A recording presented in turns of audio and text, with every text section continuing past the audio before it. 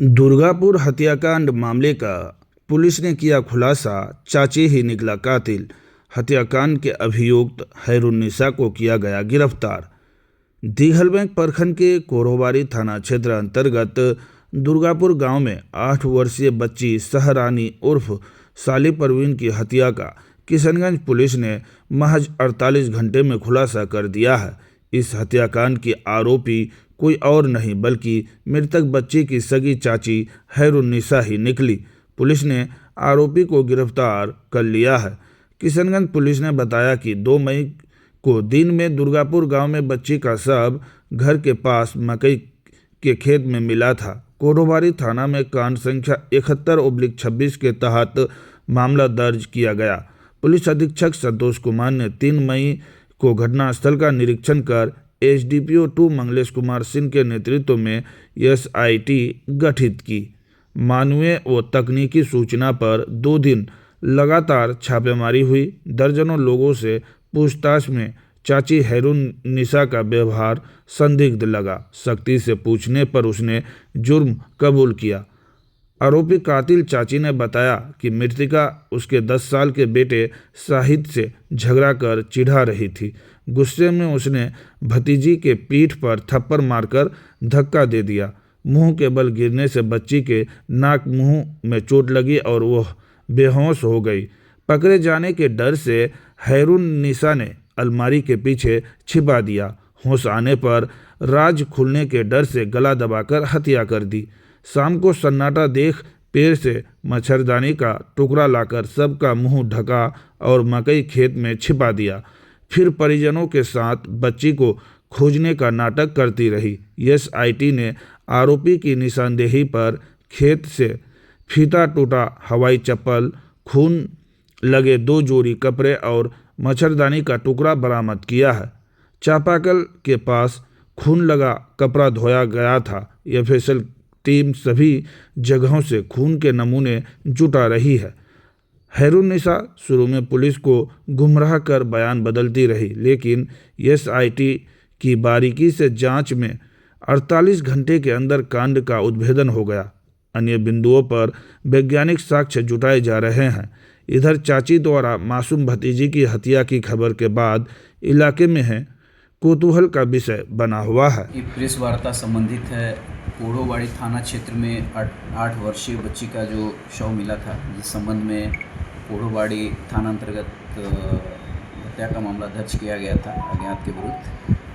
कांड की गंभीरता को देखते हुए इसमें पुलिस अधीक्षक महोदय द्वारा एक एसआईटी का गठन किया गया था, जिसका नेतृत्व मेरे द्वारा किया जा रहा था। एसआईटी द्वारा बारीकी से हर बिंदु पे गहन जांच की गई। भौतिक और तकनीकी एवं वैज्ञानिक साक्ष्य संकलन लगातार किया गया। सभी लोगों का बयान लिया गया। परिजनों का भी बारी बारी से बयान लिया गया। बयान लेने के क्रम में सभी लोगों के बयान के बाद शक के आधार पे जो मृतका थी उनकी बड़ी माँ यानी कि चाची, जिनका नाम हैरुन्निसा है, उनके बारे में देखा गया कि उनका जो स्टेटमेंट था वो बार बार वो बदल रही थी। तो उसके बाद और भी 1-2 बयान जो आया, उसके बाद उनके ऊपर शक गहरा हुआ। तो उनसे जब इस संबंध में गहराई से और कड़ाई से पूछताछ किया गया तो उनके द्वारा बताया गया कि 30 अप्रैल को, मतलब जिस दिन बच्ची गुम हुई, उस दिन ये जो है अपने घर में अंदर थी और इनका जो 10 साल का बेटा है, जिसका नाम शाहिद है, 10 साल का जो बेटा है वो, और ये जो मृतक है बच्ची, दोनों खेल रहे थे और वो हल्ला कर रही थी। हल्ला करने के क्रम में वो आई हैरुन्निसा और उनको जो है गुस्सा आया और जो बच्ची है उसको पीछे से, जो मृतका है, पीछे से उसके पीठ पे उन्होंने आवेश में जोर से धक्का दिया, थप्पड़ मारा, जिससे वो मुंह के बल गिर गई। मुंह पे उसको चोट लग गया और चोट लगने के कारण वो वहाँ पे वो बेहोश हो गई। जिसके बाद वो देखी उनकी चाची के आसपास कोई नहीं है। उसके बाद उन्होंने उसके शरीर को लाके घर में एक जगह छुपा दिया। छुपाने के बाद उनको लगा कि अगर जगेगी और वो होश में आ गई तो मामला खुल जाएगा। उसके बाद बच्ची को उनके द्वारा गला दबाते हुए उसकी हत्या कर दी गई।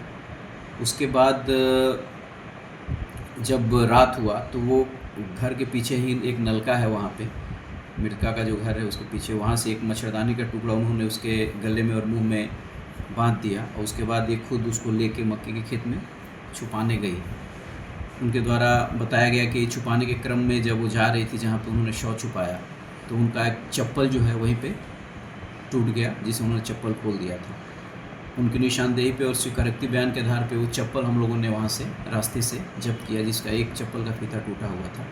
उसकी पहचान भी कराई गई तो वो बताया गया कि वो चप्पल उन्हीं के घर में रहता था, वो पहनती थी। घटना के बाद से नहीं पहन रही है। मृतका की माँ के द्वारा भी इसकी पुष्टि की गई। उसके बाद आगे उनके द्वारा स्वीकारोक्ति बयान में बताया गया था कि जो कपड़ा जब वो जो पहनी थी, वो बच्ची को जब वो शव को लेके जा रही थी तो ये कपड़ा पहनी थी। उसके बाद एफएसएल टीम के द्वारा पुनः जब जांच किया गया तो उसमें खून का धब्बा पाया गया है, तो उस कपड़े को भी हम लोगों ने जब्त किया है।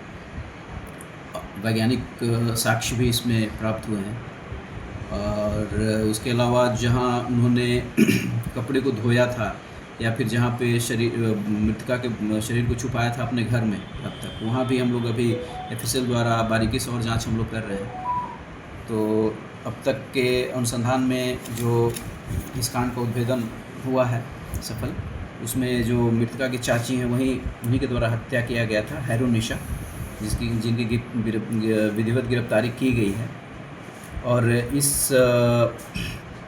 इसमें अब तक अभियुक्त का घटनास्थल पर शव को छुपाने में मकई के खेत से फीता टूटा हुआ एक जोड़ा चप्पल बरामद किया गया है।